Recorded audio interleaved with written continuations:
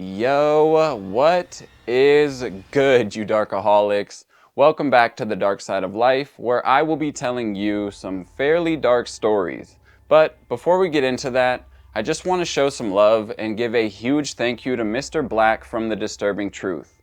As you guys can tell, the quality of this video and my last one are levels above the shit content that I used to create. And if it wasn't for Mr. Black believing in me, then we wouldn't be here today. He hooked me up with the right equipment, the settings, the lighting, the right program, and everything in between. Many of you know just how brilliant he truly is. And for those of you who don't, please go check out his work that will be in the top of the description. It speaks for itself. I couldn't be more grateful for the help that he has given me. So Mr. Black, thank you. I won't let you down. We love you over here, and let's get into it.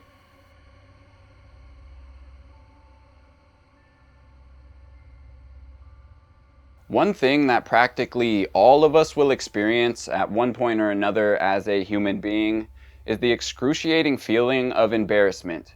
And that feeling is often put in the same group as shame and guilt. Embarrassment is considered a self-conscious emotion when one becomes conscious of their personal or social mistakes, making them fear that they will be judged or viewed differently. Feelings that may come with embarrassment are exposure, shame, guilt, and regret. As individuals, we are all going to react to these feelings differently and in our own way. There are many people in our society that are able to almost shrug anything off and go on about their day as if it never happened, never thinking about it again. But what happens when one becomes consumed with the fact that they were embarrassed and is unable to let that shame go? This is an example of that exact scenario taking place. Anyone who knew 21-year-old Asia Womack personally knew that this girl lived and breathed basketball.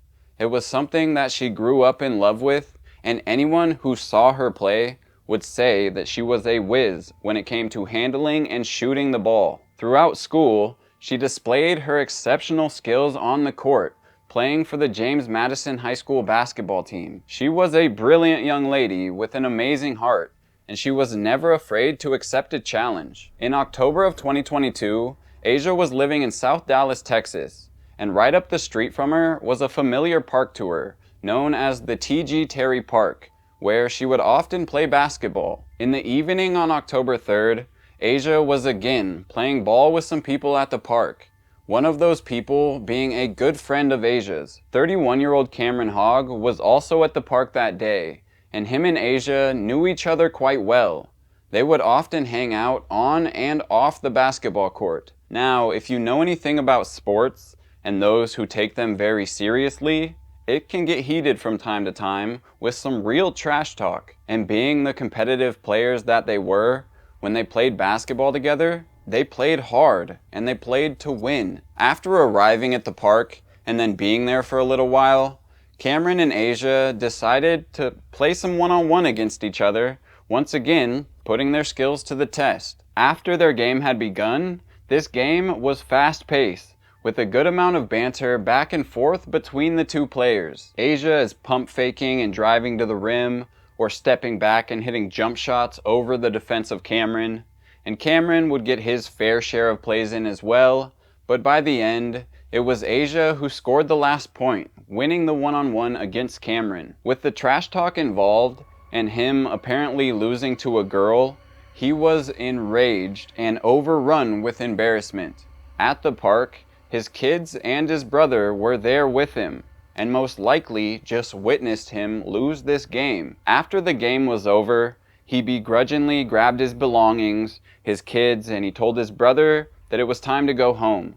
And then they all walked over to his car, got in it, and took off, going home. And being the baller that Asia was, she stayed at the park to continue shooting hoops. A brief time later, Cameron would return to the park, this time alone. He exits his vehicle and runs straight over to Asia, and once in range, he reveals a gun, shooting her 5 times before turning around and fleeing the scene. After being shot, Asia, just trying to survive, would stumble her way to Hamilton Avenue, which wasn't far away from the park, and her sister was with her at the park that day. Devastated by this attack, she calls 911, leading them to her sister. The Dallas Fire and Rescue would find Asia on the sidewalk, suffering from 5 gunshot wounds. Her family and everyone who knew her cannot believe what had happened to her. It's impossible to understand why he would do such a thing. She was a talented young soul and was such a bright light in so many people's lives. 31-year-old Cameron Hogg was arrested October 22nd, 2022 for the killing of Asia Womack. Her family, who spoke with a news outlet, would say, "This man was supposed to be a friend of Asia's. She ate with him, she fed him, and he turned on her and killed her in the most vicious way." With the family's pastor also going on to talk about how senseless this crime was. How Cameron had basically become embarrassed that a female beat him in basketball, which I couldn't agree more. And now that Cameron is in custody, the family has a chance for justice, which she undoubtedly deserves. Rest easy, Asia.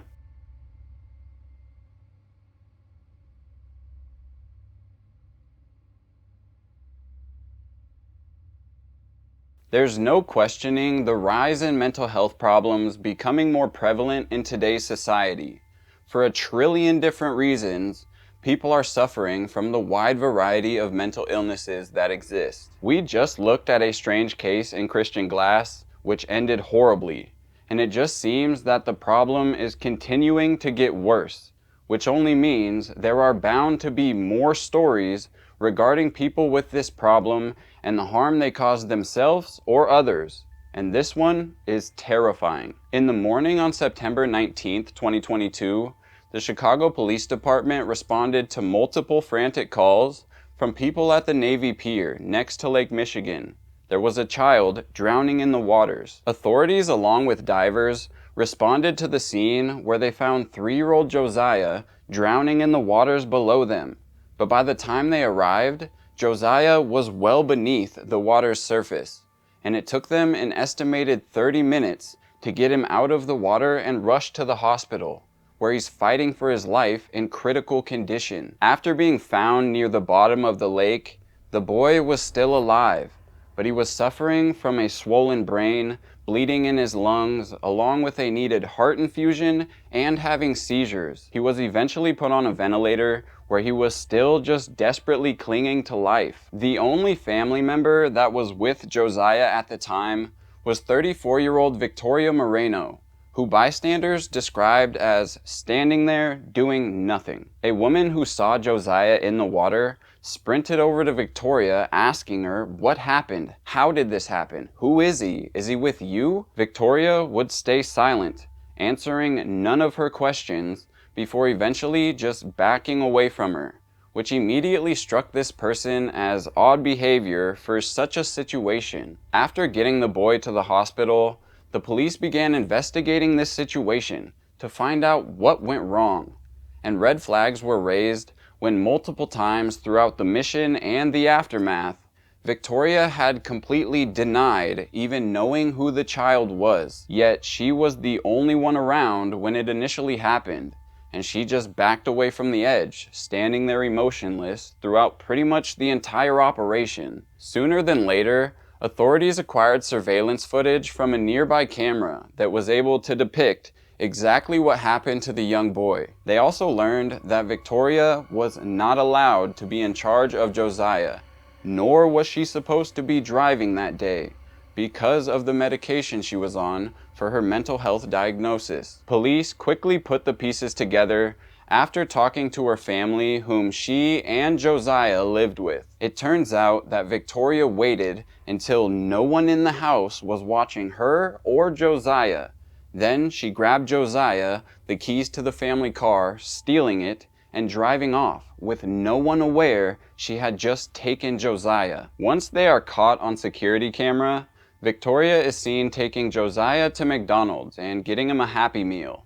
He seems to be in very high spirits, as Victoria is taking him on a fun type day and being very doting to her nephew. They eventually make it to the edge of the pier, which then there is about a 6.5-foot drop down into Lake Michigan. There is a barrier which is really just a loose chain gate that is there to keep people from walking too close to the edge so they don't fall off. In the surveillance footage that they recovered, Josiah is seen crawling underneath that chain gate, and Victoria looks around, noticing that there are people around them, before quickly grabbing Josiah and pulling him back to safety. They would remain at that spot for a little bit longer until Victoria once again surveys her surroundings, this time noticing that no one is watching. She lets Josiah crawl underneath the chain gate while she at the same time steps and climbs over it. So now they are both at the actual edge of the pier. She would then bend down so Josiah was in front of her, between her knees.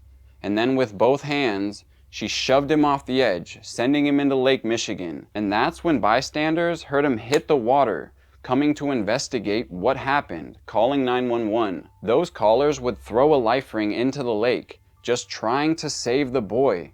But unfortunately, he couldn't get a hold of it. Josiah was seen briefly floating around on his back before vomiting twice and sinking out of view. And again, it took them 30 minutes to locate Josiah and get him out of the water. After they retrieved all of this evidence, they arrested 34-year-old Victoria Moreno for attempted first-degree murder. Just a week later, on Sunday morning, September 26th, Josiah would pass away from the injuries he suffered during this unprovoked attack. Following this, Victoria's charge was upgraded to murder, and she was denied bail, rightfully so.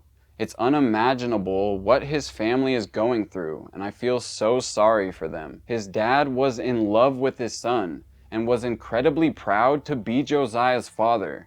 It's just a tragedy in all regards, and I'm sending them my prayers. This is Victoria, minutes after the rescue operation was underway. She is just standing there, emotionless, as if none of this was even happening.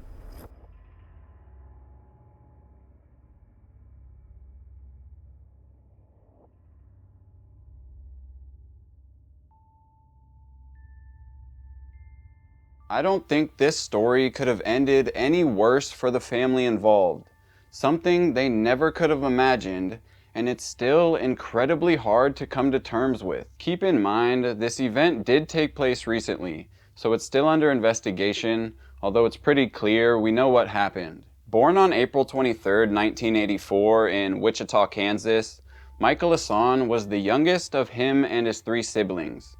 In the year 1998, Michael and his family would end up making the move to Texas, where he began attending the Elite Middle School. From there, he went to Hastings High School, all the while dominating on the basketball teams throughout those years. Michael was extremely talented with the basketball, and anyone who was lucky enough to witness him play could attest to that. He graduated with the class of 2003, receiving multiple offers to play college ball, and he ended up accepting one from the Wiley College that was located in Marshall, Texas. After arriving there, he played ball for the league and studied until he graduated in 2008, receiving his bachelor's in business hospitality management. He was a very, very well-rounded man who set goals and then worked every single day until they were accomplished.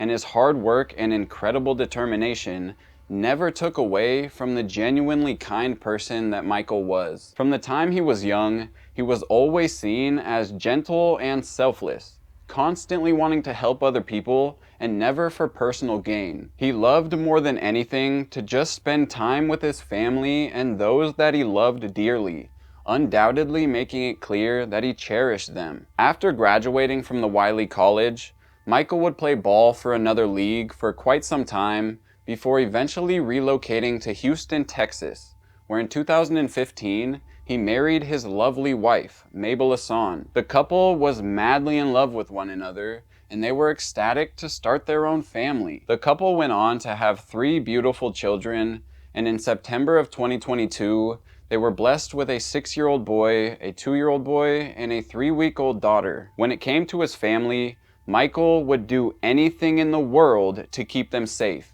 and he would provide for them by any means necessary. He would always go the extra mile just to make sure that they were happy and well taken care of.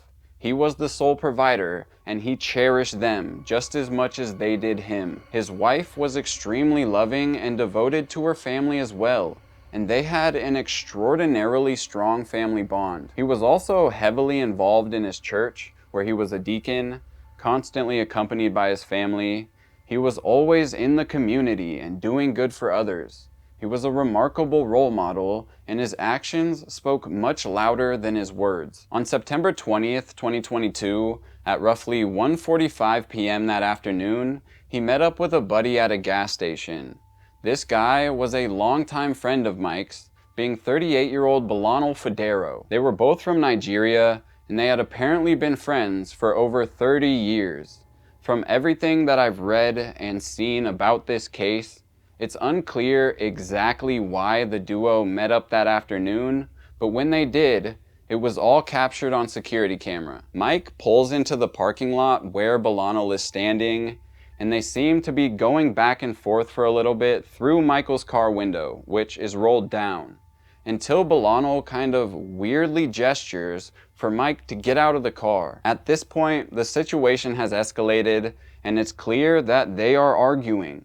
According to Bolano, this argument ensued over an unpaid debt that Mike had not paid him, although anyone close to the situation would say that was abundantly false, as Mike had always helped Bolano out. After Mike exits his car and confronts the situation at hand, they just keep conversing before Bolano unexpectedly pulls a gun, opening fire on his longtime friend. The security footage shows Mike just seconds after being shot, and he is scrambling away from his vehicle, just trying to get to safety. After Mike stumbles off camera before collapsing, Bolano takes off running down the street, and moments later, he reappears into frame, leaping into the driver's seat of Mike's black SUV, peeling out of the parking lot, and leaving his friend to die. Now, this isn't stated specifically, but based on everything that I've read, it's my understanding that the police were called regarding Mike being shot at roughly 1:45 p.m. However, it seems that the police were unable to identify Mike right away. Maybe his wallet was in his car or just not on his person, because it wasn't until hours later that the police received a call, uncovering a nightmare. At around 6:40 p.m. that evening, Michael Assan called 911, terrified to report her husband and son missing. According to police, the description that she had given them matched the description of the victim they found shot, that being 38-year-old Michael Assan. They were also now aware that his SUV had been stolen, most likely with his 2-year-old son, Micah, in the back, still strapped into his car seat. Police units immediately jumped into action, trying to find the vehicle with the description that she had given them. Within 30 minutes, the police located the car that had been abandoned not far away from the scene of the shooting. When they found it, the windows were rolled all the way up, and the temperatures had reached over 93 degrees Fahrenheit that day. There was really only two options. Either he kidnapped 2-year-old Micah, or he abandoned him inside of the car. With that knowledge, police instantaneously shattered the window upon its discovery. 2-year-old Micah was unresponsive in his car seat in the third row of the family's SUV, pulling him out of the car seat and into the hands of the officers, who tried all life-saving measures. None of them pulled through though, and Micah was pronounced dead. With the temperatures outside being 93 degrees Fahrenheit, the temperature inside of the car would have reached well into the triple digits. He was parked on the street, in the sun, with no shade, abandoned for roughly 5 hours, and he passed away from suspected heat exhaustion. Authorities, one way or another, found out who Bolano was, most likely the security footage, which they did eventually release to the public. So they launched a manhunt for Federo, knowing that he wasn't a broad-based man and was probably liable to flee. It was early the next morning when they took him into custody, booking him on 2 murder charges and 1 of tampering with evidence, because he deleted some conversations between him and Mike after he shot him and knew that there was an investigation underway. The amount of grief that his actions caused is insurmountable, Mike left behind his wife and 2 other children, one being a newborn, along with his family. His sister would talk to a news station about the devastation, and all you hear is agony and heartbreak in her cries. It's unforgettable. She talks about her nephew and how he called her Auntie Jessie for the very first time the Sunday before this happened, saying, quote, "Tell Houston, tell the world, I want my nephew back. He is only 2 years old and he doesn't know how to hurt a fly." Unquote. He was a sweet little boy who was always joyous and always wanted to help. Even at his very young age, he would help out in the kitchen with all of the grown-ups. They cannot believe that all of this has happened, yet by someone that was close to him and someone that he had helped out. And his wife is now left with the task of raising their children without Mike or Micah around. And I don't even know how you would begin to start that new life without your best friend, who was a strong family man, guide to his family and community. It's just unimaginable, and my sincerest condolences go out to his entire family. A family member started a GoFundMe for them, and being that Mike was the sole provider for the family, they are asking for any help just to keep the family afloat until Mabel can figure things out for them. Rest in peace to 38-year-old Michael Assan and his 2-year-old boy Micah, 2 lives that were tragically taken too soon. Justice for the Assan family. Many members of the community and their neighbors felt absolutely horrible about this situation, thinking and many knowing that they could have helped, realizing that they saw the car sitting there for hours, yet none of them were aware that it had just been abandoned with a 2-year-old trapped inside.